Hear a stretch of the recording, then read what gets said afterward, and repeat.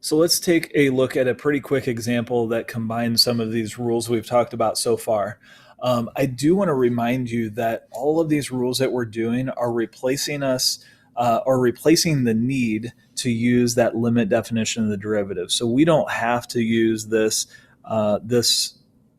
definition here to take a derivative if it's in a form that we can evaluate using these rules. This derivative right here would be really annoying to plug into this formula and have to evaluate that in a limit form. So the power rule combined with the constant and sum and difference and constant multiple rule make this a pretty easy problem. So first thing I'm going to do is I'm going to write f prime of x because that's the derivative of f of x, and we want to make sure we identify our answers. So we're just going to go term by term. So looking at the first term here, that 5 is the constant multiple. The x to the fourth we can do with the power rule. So the derivative of x to the fourth is 4x cubed. And then we multiply that by 5 and we get 20x cubed. So essentially what we're doing here is we're taking that 4, multiplying it by the 5, and then decreasing the power of the 4 by 1.